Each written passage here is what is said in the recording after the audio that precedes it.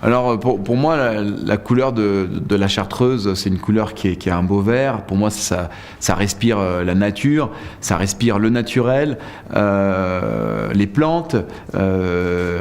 C'est une couleur qui est très appétissante.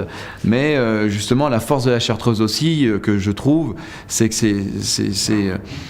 c'est une liqueur qui se découvre en tant que digestif, mais aujourd'hui on est passé au-delà que du digestif, c'est qu'on l'associe aussi bien dans des cocktails, parce que nous, notre apéritif maison, eh ben, c'est un mojito à la chartreuse, et puis on peut l'associer dans différents plats.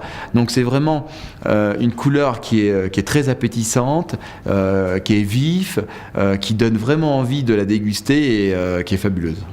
Les parfums, les couleurs, tout se fonctionne dans la bouche et c'est une explosion de saveurs de saveurs et de subtilité qui se passe en bouche. C'est ça qui est vraiment intéressant dans ce produit-là, et c'est pour ça que moi, en tant que chef, c'est là-dessus que je travaille, que j'associe la chartreuse aussi bien avec une gelée, avec quelques pamplemousses qui se marient très bien, qu'avec un chocolat fondu. Voilà, quoi, on peut vraiment avoir une palette de créativité qui est très très large avec la chartreuse.